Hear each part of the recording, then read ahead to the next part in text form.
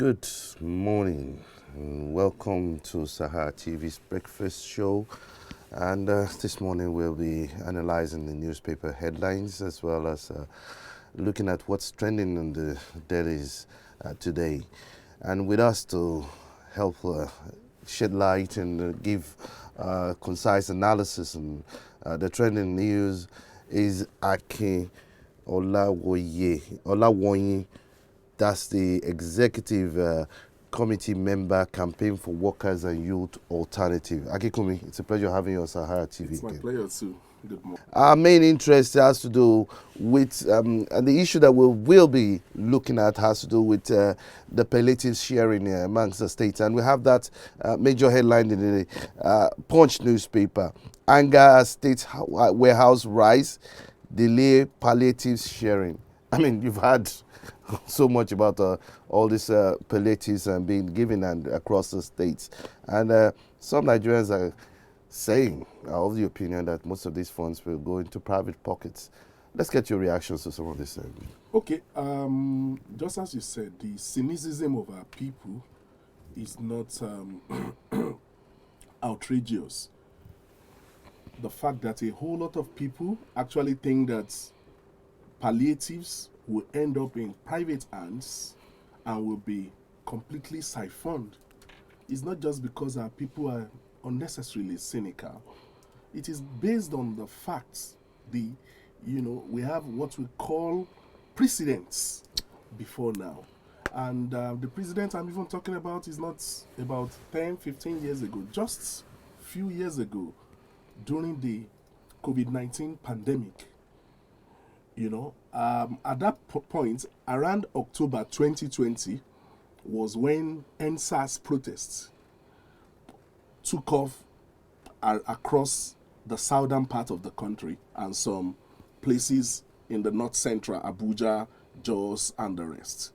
The Connaughts, who never, for whatever consideration, never faced, the kind of police brutality known, within the southern part of the country, really didn't participate. Aside the issue of, maybe the Buhari factor too, as of that period. But you know how things move. Just few days after that progressive, heroic movement of youth was drowned in blood in Lekki, at Alausa, and some key other places. What happened in the north? People still protested via other means. It started, I think, around Adamawa or thereabout, where people just saw that, we are hungry, no money, nothing, and all these palliative are inside there. What did our people do? Our people went into those places. I won't say they looted. No, that's not what we call looting. That is expropriation. They expropriated. In fact, the movement was so massive that even the soldiers who were drafted were the one coordinating the orderly, expropriation of those, places. We never knew that the money earmarked, billions earmarked for palliative that should have been shared to the needy and the poor. This, palliative were hoarded, criminally hoarded by this, by the authorities involved. So if our people today believe that the palliative, the grains, the rice, everything that, the government is promising them is going to, end up in private hands, government officials and their cronies, party members, and their hangers on, our people are not just being unnecessarily cynical. They have precedents to look at. And beyond this, we must not take the question of this palliative too as something that is a fait accompli. No. How do I mean? Palliative came as a result of increase in pump prices of petroleum products, which itself was as a result of the removal of subsidy.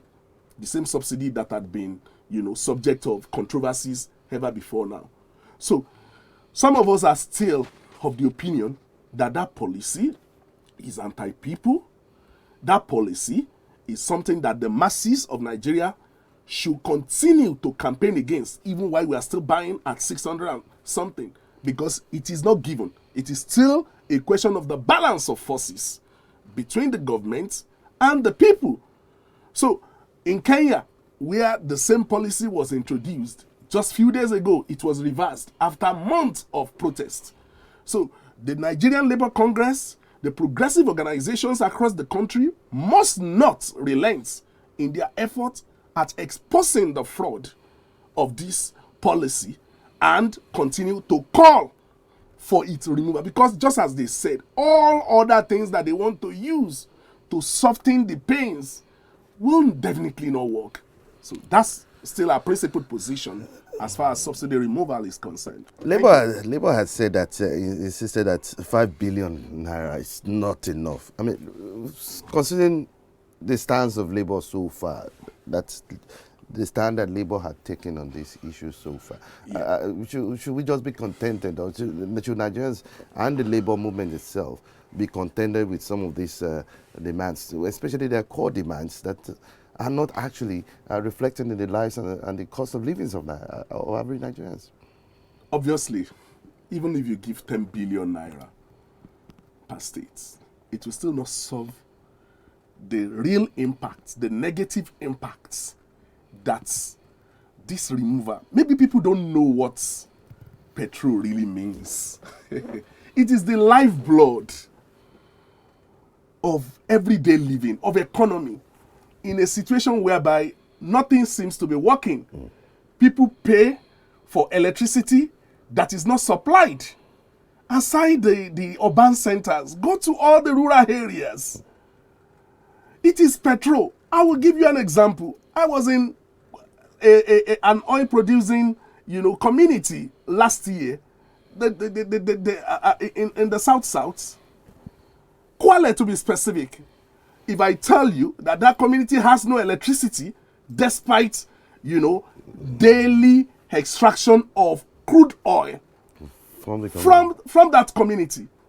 And that is just an example. A whole lot of other communities don't have electricity, so they depend on petrol. If there is anybody from the barber to the hairdressers to almost every individual,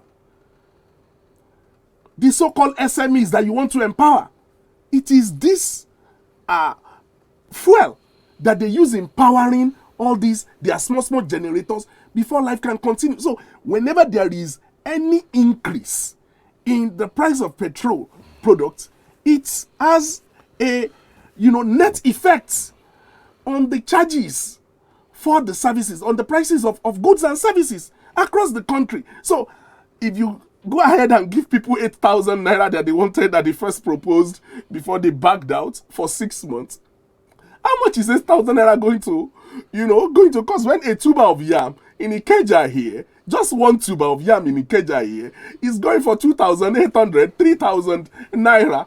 So for how many days will a poor family be able to spend 8,000 naira to survive? So these are some of the things that we are talking about. Before now, the Nigerian ruling class had underdeveloped the society. If you want to intervene, if you give us how many buses for transportation in Lagos, for government-controlled public transportation through Lamata and every other thing, how much of transportation in Lagos is controlled by the government? How much? What percentage? Less than 20% of movement of goods and services is done through the BRT. So what happens to the over 80% that is being controlled by these individuals who buy petrol at 670 naira and who will have to, increase their fares? So these are some of the things that we are dealing with. So the society that they have underdeveloped before now has now come back to haunt all of us. So much that your so-called intervention will still not be able to completely make up for the pains that our people go through as a consequence of this policy. And for Labour too, the preponderance of opinion among the rank and file members is still principled opposition to this, increase in pump price of petroleum products. If you take a sample of all the unions and include of their member democratically, if you democratically obtain all this data, you will see their principled opposition to all this. But the principled position still remains that you cannot, as a petrol oil producing society, country, it is the only country in the world that is oil producing and that is also still importing 100% of its local production, of its local consumption. 100%. So it is like a K-legged man who says your load is slanty. And he told the other individual that it is actually the hub that you guys are looking at. You're not looking at the root. The root still remains the inability of successive governments to provide functional, efficiently run refineries. Angola, I once said it before, who came onto the stage of history very late, still have some of its own local consumption being produced locally. Why Nigeria, that discovered oil in 1959 in commercial quantity in Oloibiri, still import 100% of its local consumption? It can never and never work. And let's look at the other issues that is also making the headlines, and that has to do with the newly inaugurated ministers. The Daily Trust actually came out with a report that actually stated that Tinubu's 48 ministers to go up 8.6 billion in 4 years. I mean, to many Nigerians, this is a far cry from the fact that he had promised to reduce the cost of governance. And this is quite opposite to what he had promised. I mean, how will you reduce the cost of governance, yet you're having 48 ministers and they are to go up 8.6 billion? Let's get your reactions on that. Everything is interconnected. It is the nature of the regime itself. The ministers. There is a language on the street. It's actually a Yoruba proverb, which we have turned that, a Saturday that will be very great. We will have seen the, signs from Friday. The character of the individuals that are even in that ministerial list, before you begin to talk about even the amount that they are going to go up. We have an individual from Sokoto State, Zamfara State, that was before now, thinking that as soon as he lost immunity by May 29, he will have a case with the EFCC. Yeah.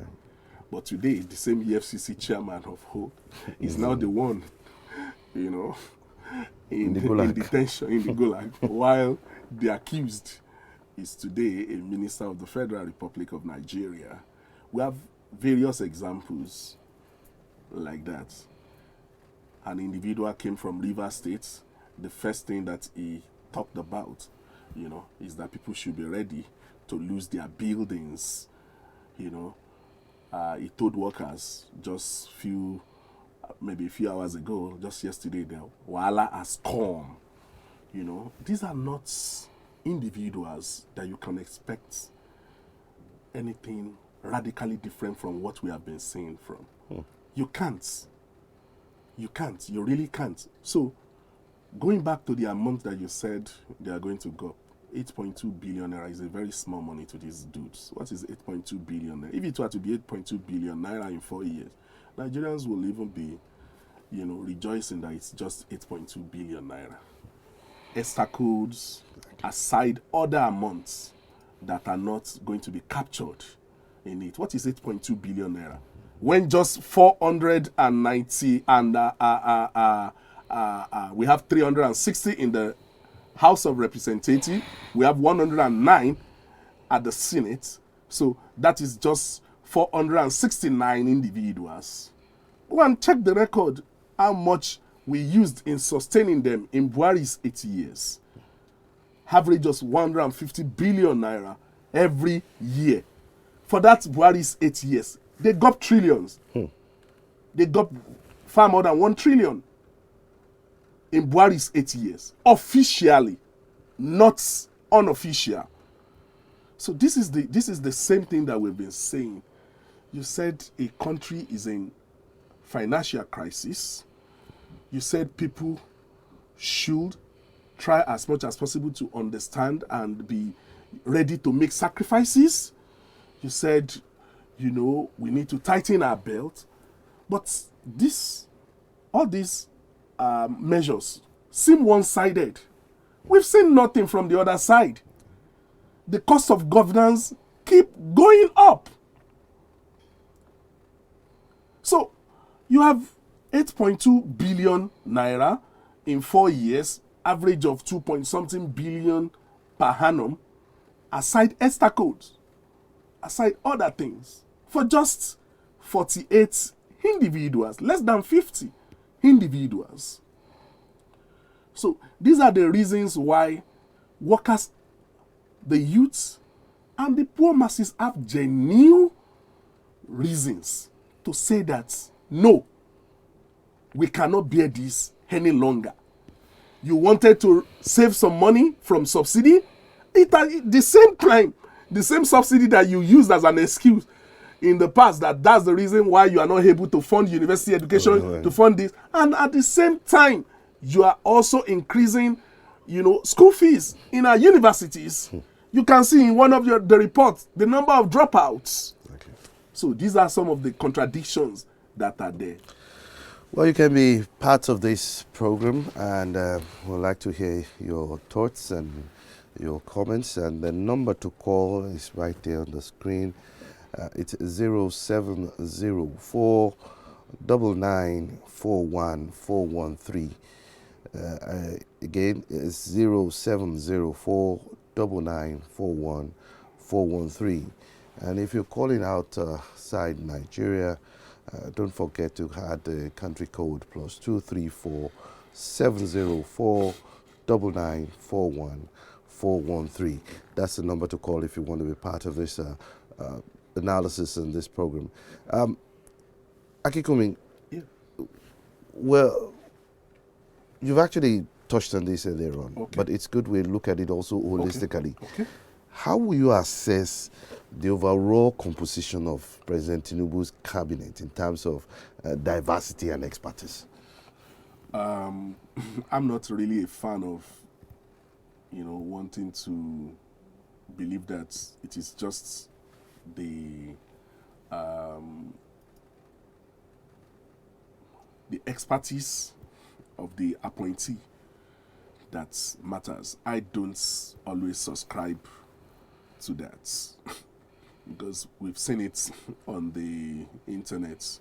Oh, a lawyer in aviation ministry, this and that. That's not actually the only thing. We must know the direction first and foremost. Ministers are just appointees. They are advisors.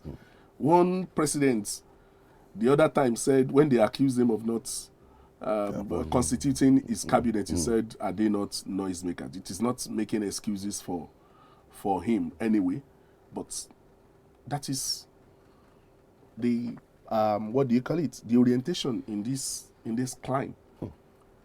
But the fact of the matter is that you need to set the ball rolling. The president himself needs to consider the mood of the nation. If you say that the mood of the nation is such of, okay, there is no money, people need to be, the government needs to be frugal, it needs to get its priority right. The optics too, the kind of individuals that you bring on board sends a signal. You can't say that, okay, corruption has eaten deep into the fabrics of the Nigerian society, and the first thing that we see, even if the person is a lawyer, if he's an engineer, he's a technocrat, but if he has pending issues of corruption and every other, it first sends the wrong signal. So that is what I'm dealing with here. Not necessarily that a lawyer heads aviation. It's a ministry. A ministry has its own internal workings. Yes, Awolowo had a BCom, Bachelor of Commerce, but he was a lawyer. That is what we knew him for. But he remained one of the best finance minister based on the record. The war, it was a wartime, minister under Gawan, General Gawan. So these are some of the, some people say, no, Nigeria is far more complex today than it was in the 60s and every other thing. But the fact of the matter is that you must know the direction of the economy.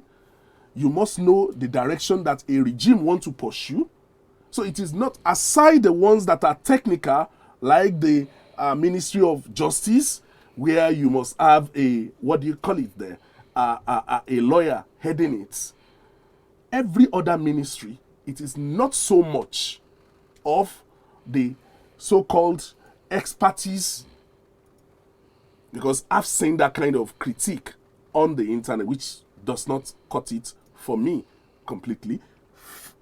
The most important thing is where the real executive power lies, which is the presidency. It's from day one, the direction of the government, the signal you want to send to the, what do you call it, to the public, that it is not business as usual.